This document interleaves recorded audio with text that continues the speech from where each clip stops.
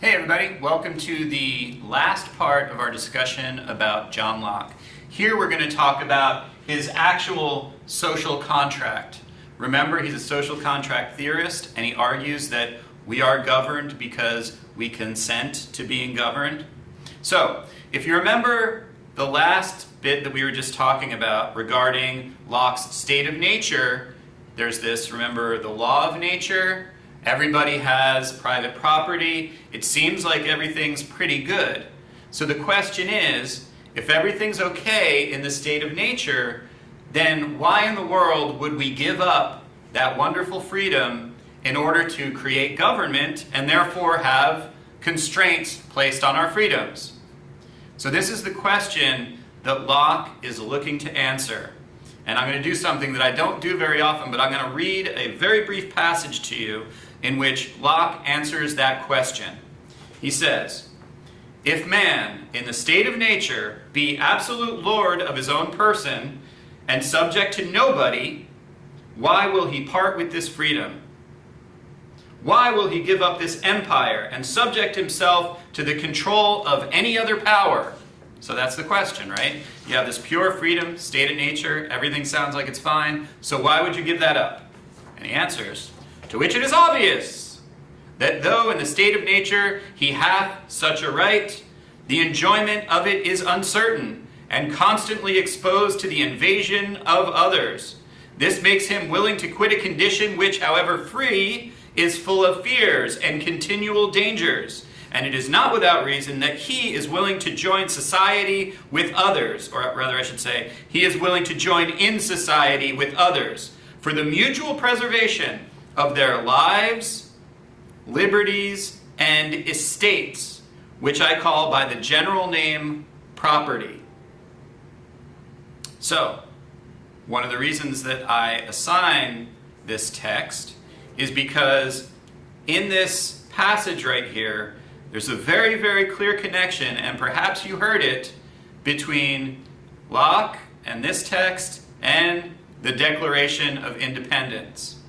So, more than 100 years later, Thomas Jefferson, who's obviously incredibly influenced by John Locke, writes in the primary founding document of the United States, the Declaration of Independence, he writes, "We hold these truths to be self-evident, that all men are created equal." Remember one of those laws of nature, we're all born equal? "That they are endowed by their Creator with certain unalienable rights." This idea that you have rights that can't be taken away from you. "That among these are life, liberty, and the pursuit of happiness." And in his original draft, Thomas Jefferson wrote, "life, liberty, and the pursuit of property." So, life, liberty, and the pursuit of happiness.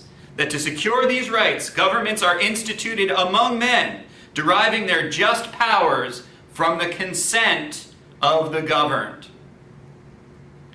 So clearly, Thomas Jefferson is leaning intellectually on John Locke when it comes to the arguments that he's making.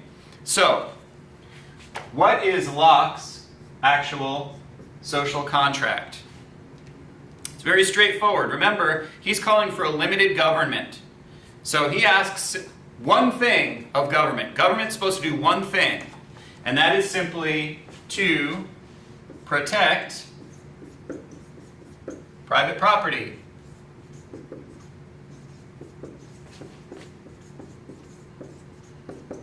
And that's it. That's all we ask government to do. And the second part of this social contract is that if government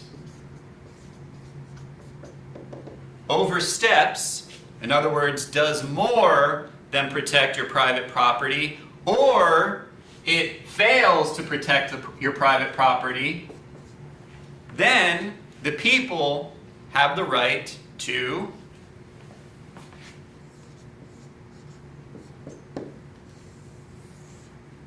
overthrow the government and start again. So, this idea of Locke's social contract is essentially the argument that the Declaration of Independence makes. The Declaration of Independence is a whole list of grievances that the American colonists have against England.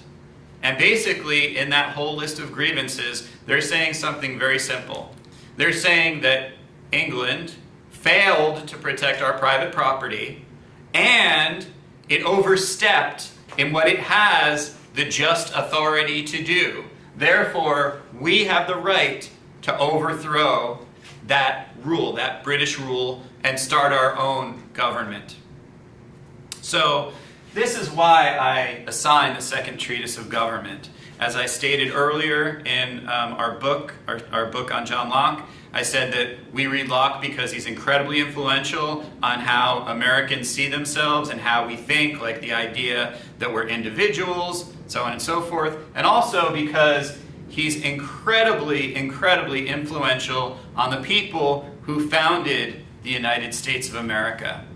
So that's all I have to say about John Locke, and I hope you enjoyed our discussion about Mr. Locke, and I hope that perhaps you're interested in taking Political Science 4 at some point, which is political theory, where we discuss John Locke, we discuss Thomas Hobbes at length, we discuss a whole number of political theorists. But that's it for now with Locke.